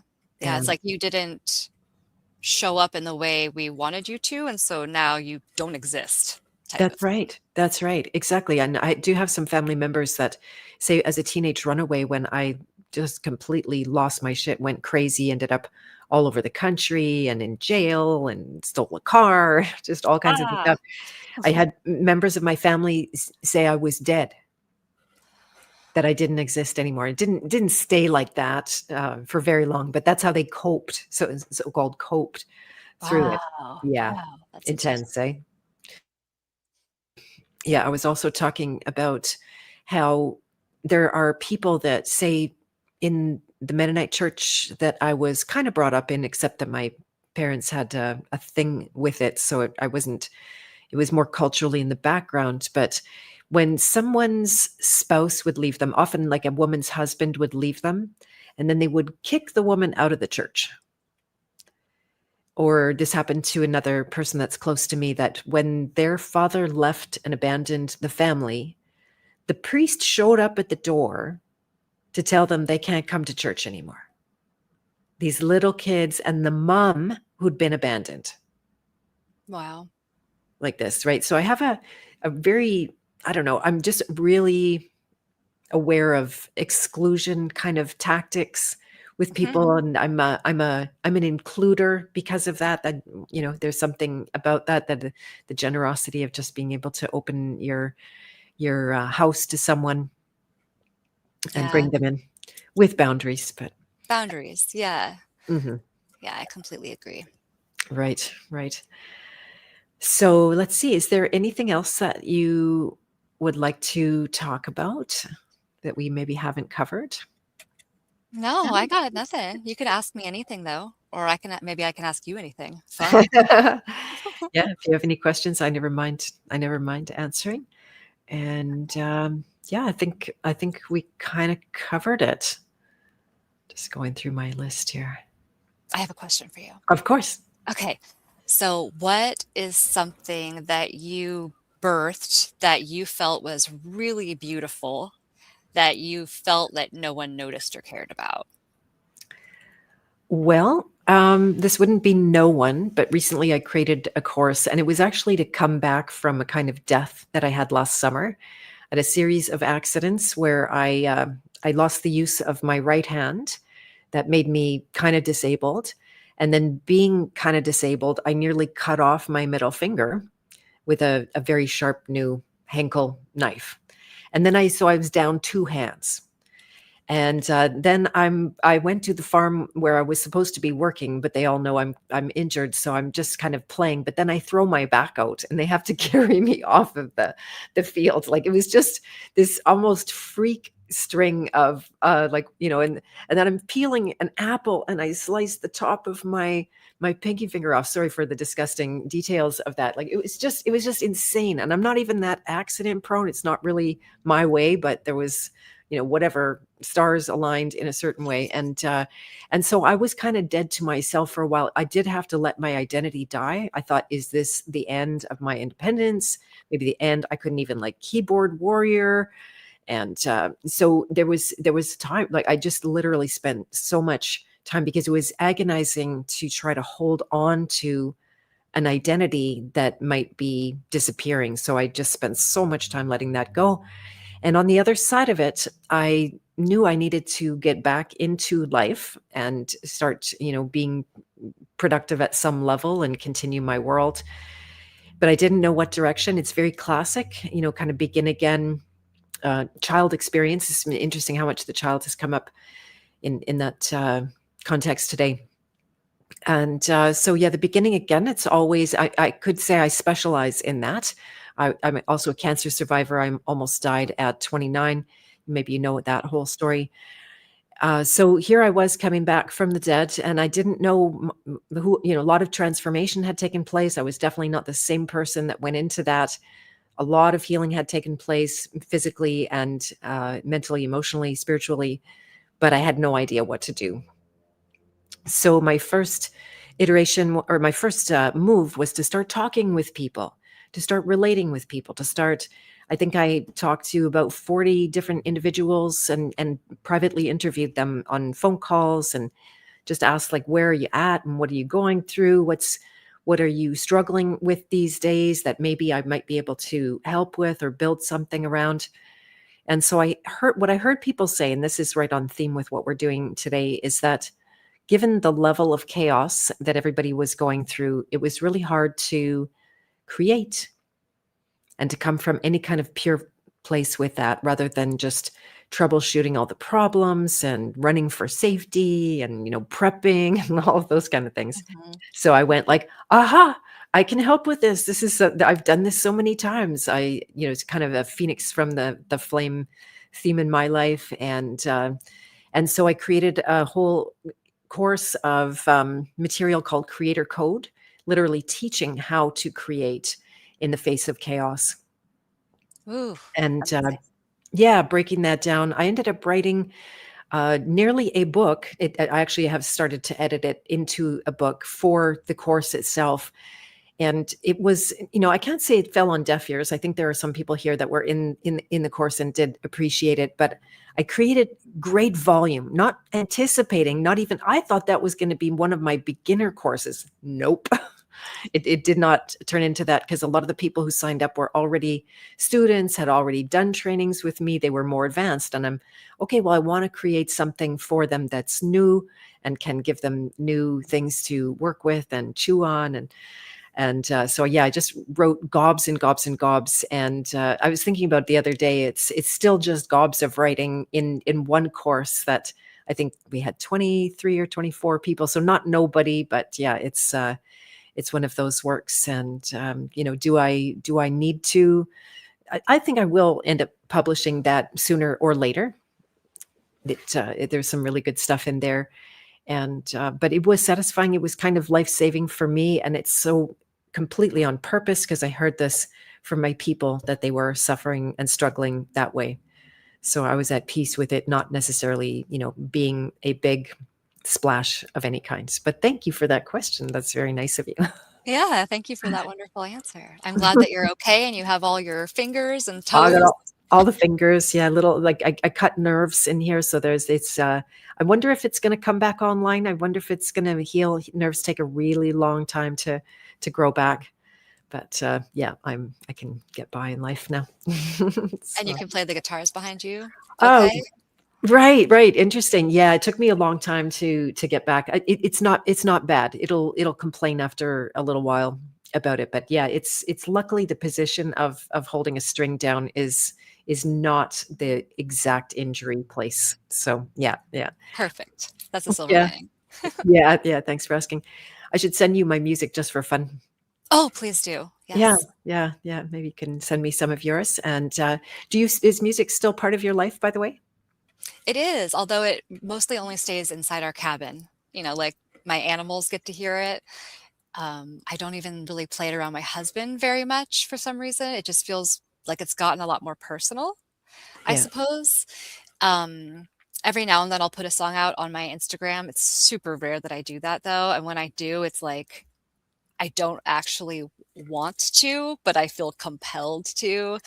You know how that goes? Just like, oh, fuck you, fine, geez, and dump it on there. And I never have the regret that I did, never, never, ever, ever. I can honestly say I don't feel like I have any regrets at all in my life. amazing. I tend to just go by the seat of my pants, and intuition leads the way. And even if some funky things have happened, I learned a lot out of them. So if you follow my page, you might see me plop a song every now and then, and maybe it's not a winner, but know that it helped me by writing it and by putting it out there. And if it helps even one other person feel something that they wanted to feel, then like A plus, cringe or not, A plus. That's what I'm here for.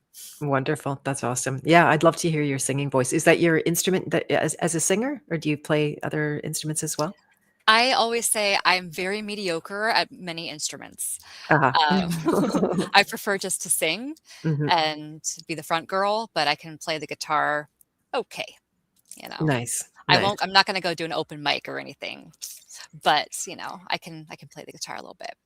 That's awesome. Yeah, one of my claims to fame with myself is that I sing to annoying sounds.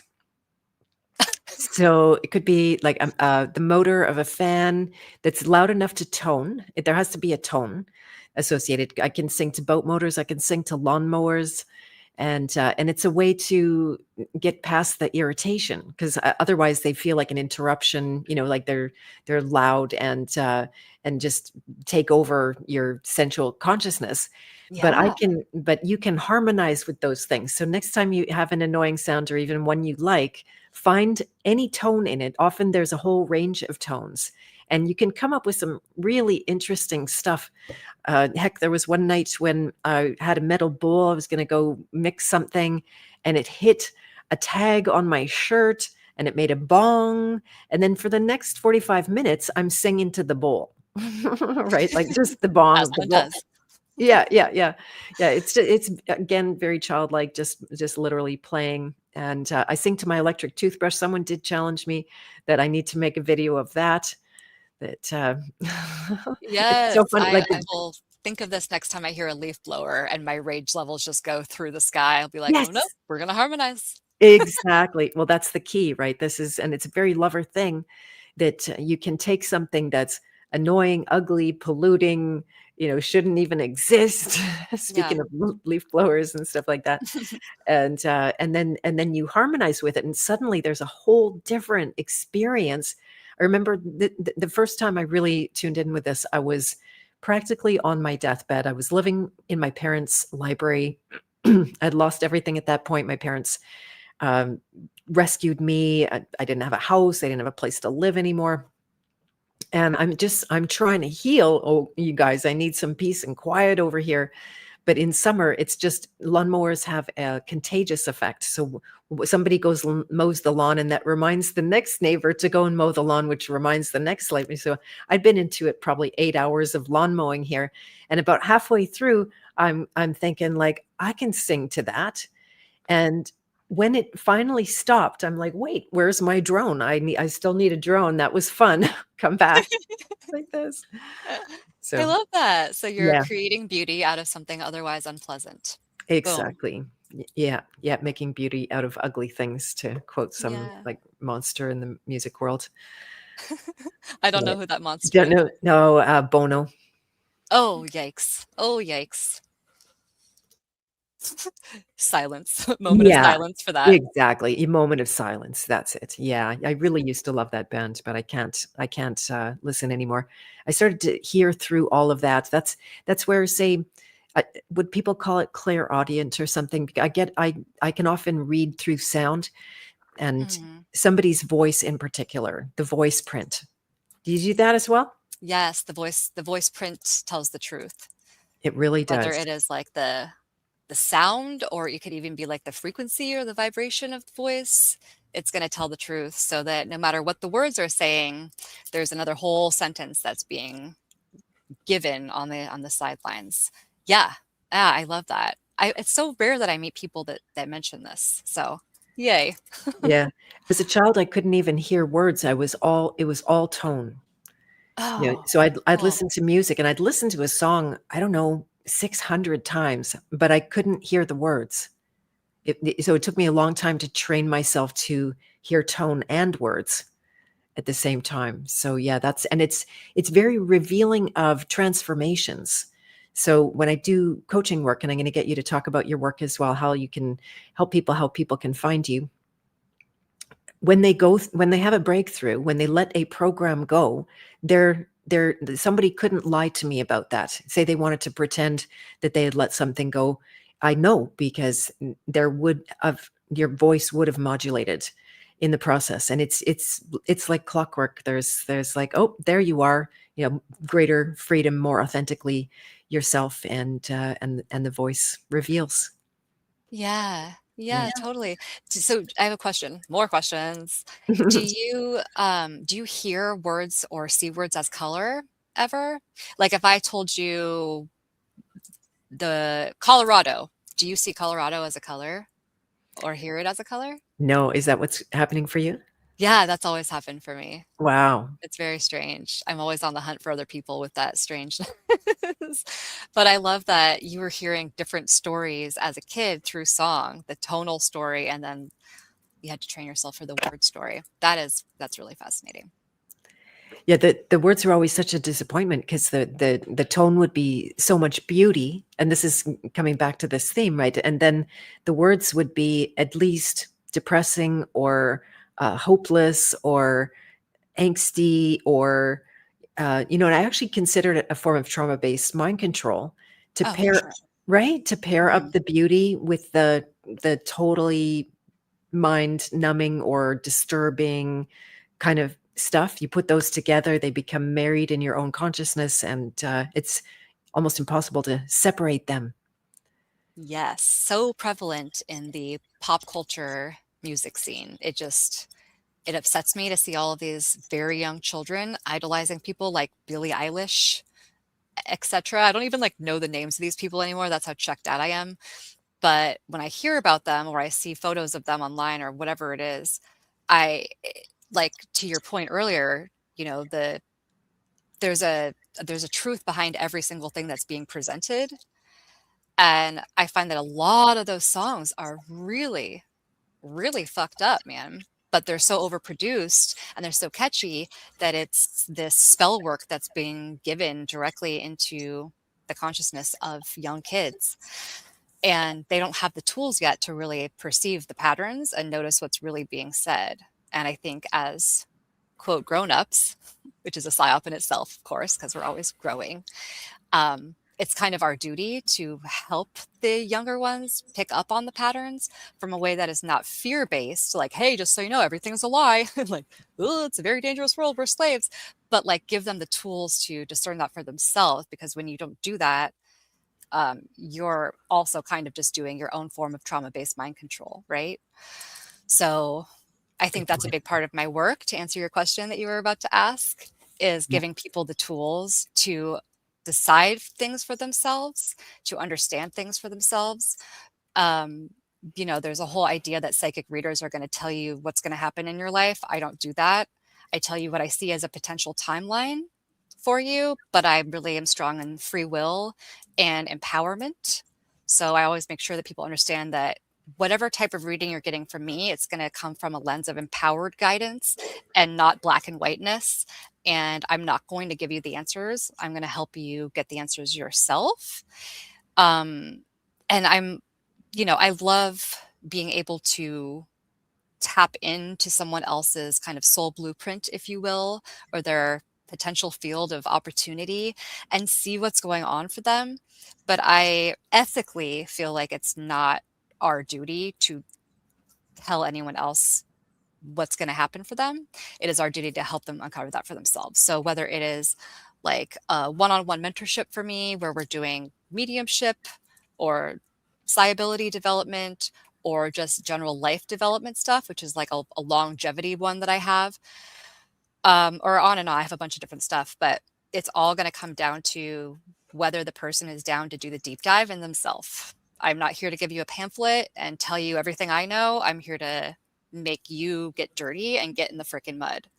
And I think only one time have I had an explorer who I could tell pretty early on wasn't in a place to get into the mud. And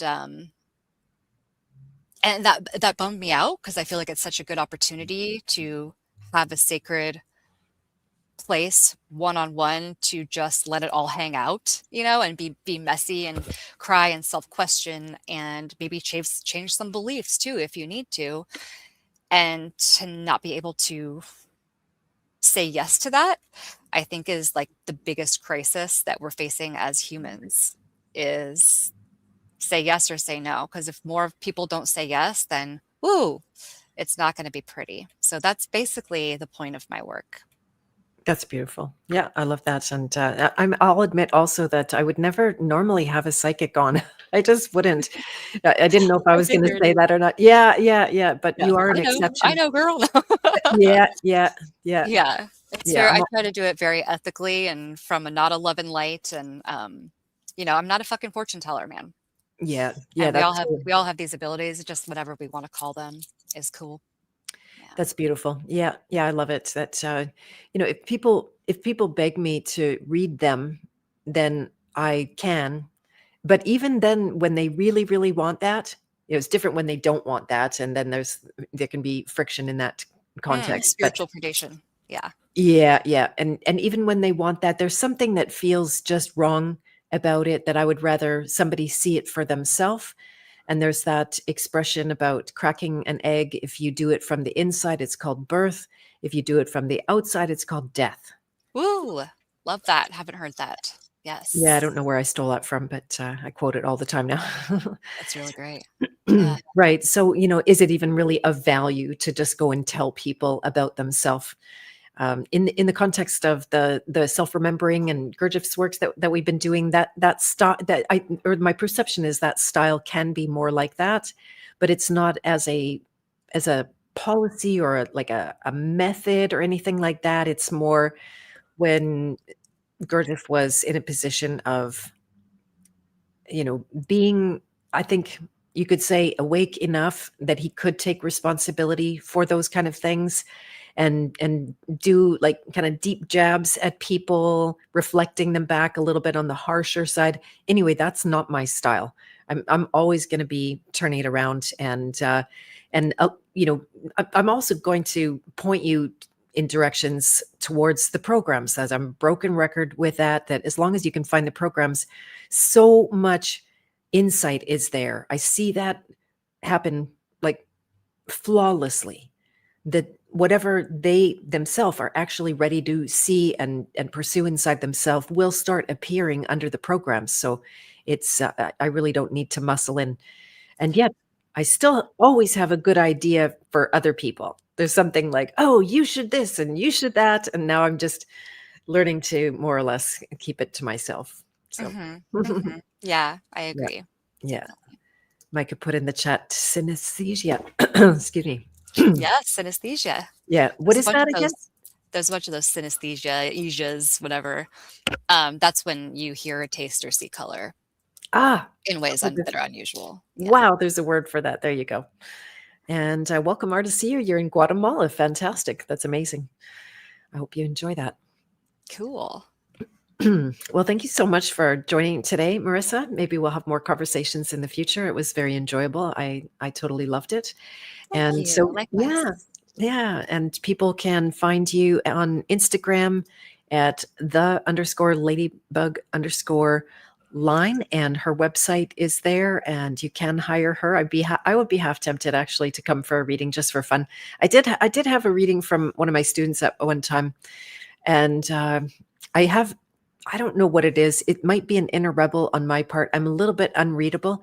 Like, she just got it all dead wrong. Like, literally, like we hadn't worked together at all. She didn't get to know me, and that's fair because it's all about her, right? It's all about my students or clients or whatever. I'm not trying to bring their attention to me as much, but yeah. So, and I had aunts that were very into, it wasn't Enneagram, it was, I think, Myers-Briggs kind of stuff. They could type everybody in our family, but they couldn't type me for some reason. They couldn't like definitively go, oh, was it like a Uh-huh. 9 space, or I don't know even how that system goes. Yeah, yeah. I think Yeah, that's why we get along. I've never been typeable either. there you Um, go. I want to just drop in here that I don't do the classic psychic readings. I did for like maybe a year early on, and then my inner compass was like, I feel squiggly about this. So the type of quote psychic readings I do are pretty, out there. I think there's two different types that I'm doing currently. One is for the fringy folk, which is like a major white rabbit deep dive that is very esoteric, and you have to have a really open mind for that one. And then the other one is I just channel soul poetry from you, and then you have your own personal soul poem, and I kind of unpack the messages through the poem. Kind of, I use it as like a divination tool. So instead of using cards or a freaking crystal ball or whatever, I go through the words of the poetry. And so Mm, that is how I kind of made peace with using my unique ways of self-expression and tapping in to then just help others in the same way. That is how it ethically made sense that I should show up to help others. So I love that. That's so great. Yeah, yeah, how beautiful. Right. Well, thank you so much for joining me on the Breath of Fresh Air. You are a breath of fresh air. That's how the name of this came up. I got enough people over time were telling me, Beth, your shows are a breath of fresh air. And I'm like, it's true. the name, that's a something. So Yes, I yeah, love. yeah, me too. All right, Major. So I'll stay on for a few minutes and just finish with some announcements about what's coming up. And I look forward to connecting more in the future. Thanks so much Yeah. for being here. Thank you so much for having me. Bye, everyone. Bye for now. All right. Well, how fun was that? So nice. I just, there's, my decisions to have people on are often so intuitive, and I can't even super justify it or like, oh yeah, this is exactly the reason. And then it ends up being so copacetic and so in harmony that I'm not surprised. It happens quite often. So go check her out on Instagram. Really beautiful videos come out on a regular basis, and they're super awesome. So I just wanted to let you guys know that Garrett Kramer is coming on Monday. If you guys aren't familiar with Garrett Kramer, he is a kind of truth teller and a no virus guy. That's how I've known him. He is mentor to a bunch of folks in the truth community that I knew of. At least Andy Kaufman told me he was a fan of Garrett Kramer's and working with him. And I believe Alex Zeck also holds him as a kind of mentor. And then something really exciting happened that he posted, and it was actually Jesse Howell. Shout out to Jesse Howell, who I was just connecting with in the House of Free Will yesterday. He posted one of Garrett's posts, and it had a list of things that you should do for your health, or I think this list was things you shouldn't do if you want to be healthy. And on that list, he had things like don't take vitamin D and don't eat vitamin A. And I'm like, that's sounding rather like Dr. Garrett Smith's work.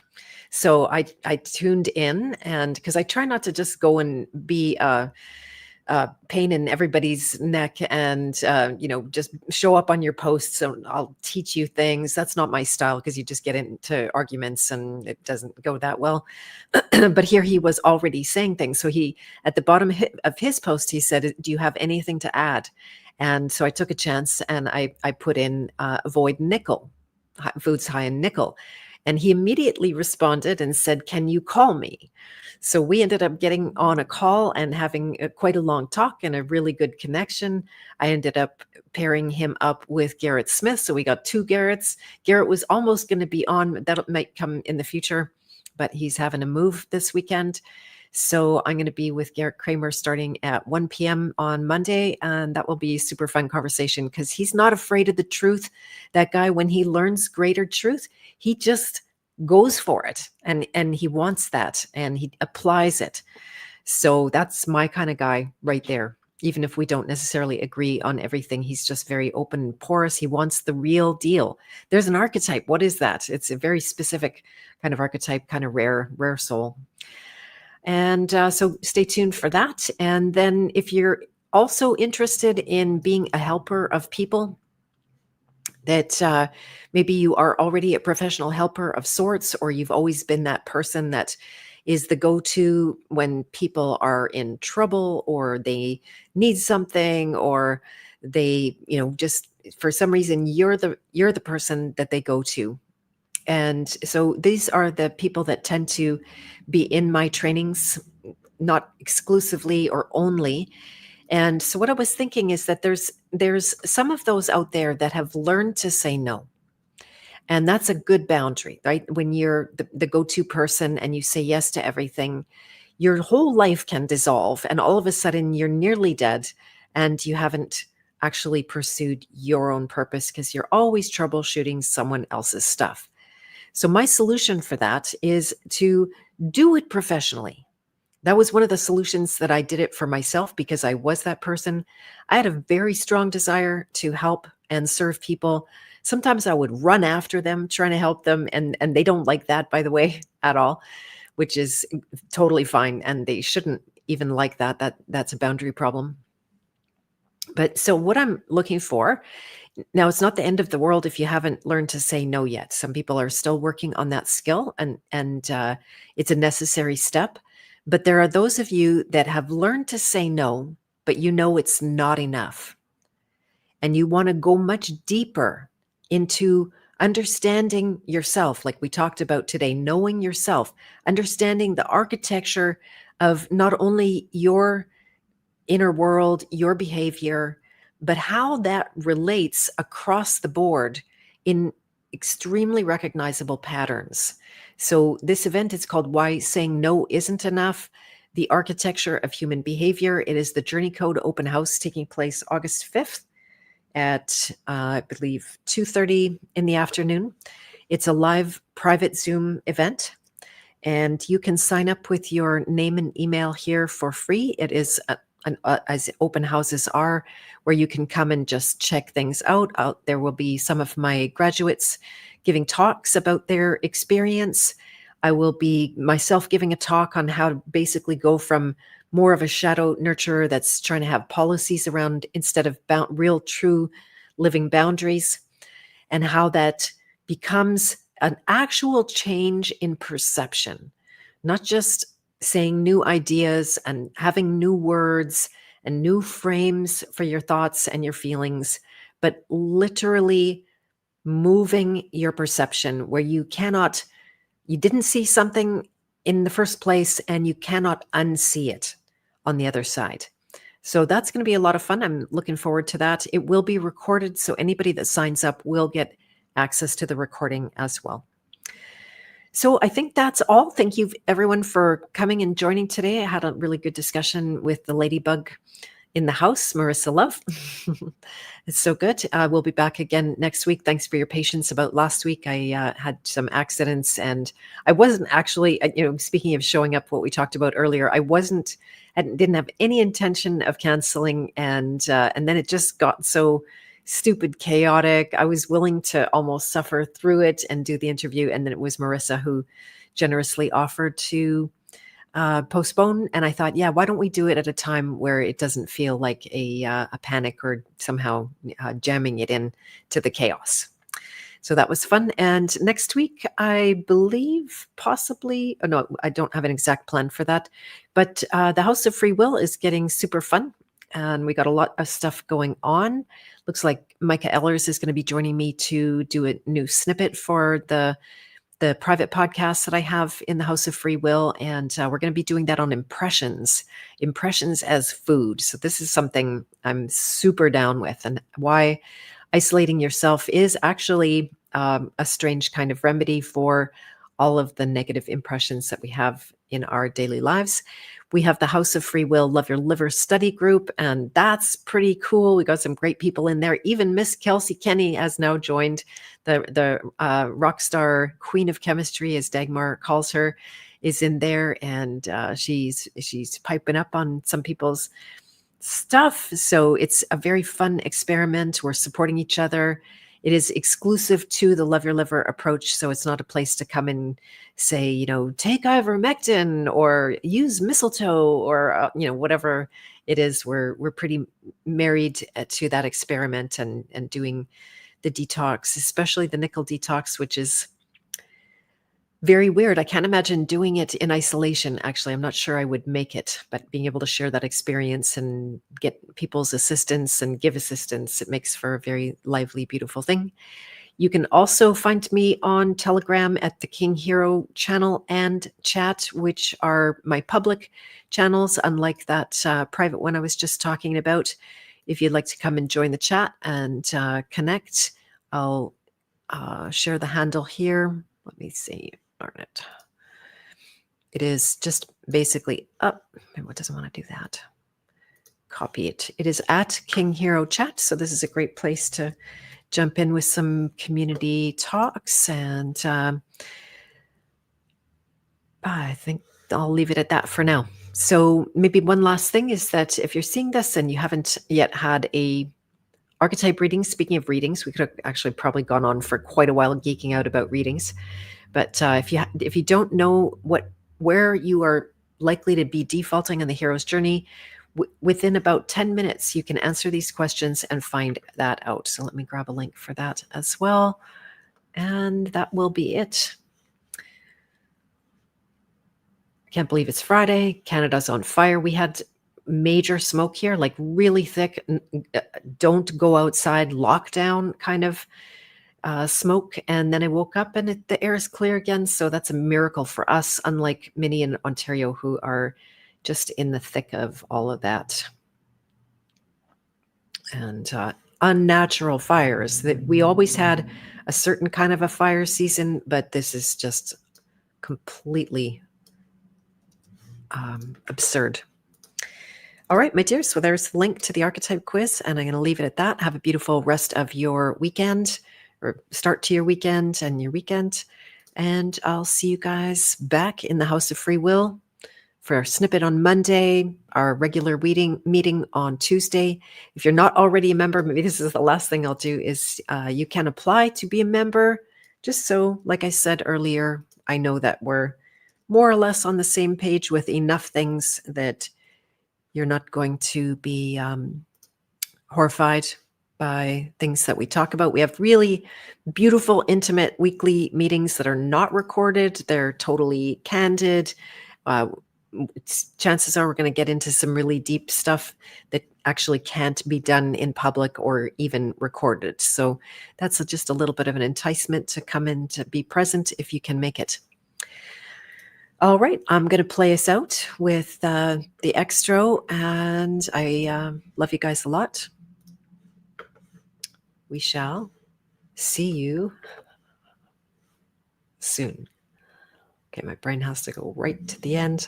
I'm so glad to be here with you.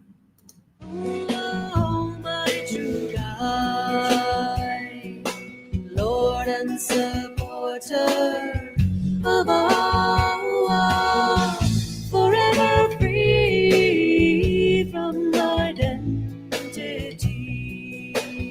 Be well, I'm dwelling in you. Be well, I am dwelling in you. Be well, I am dwelling in you.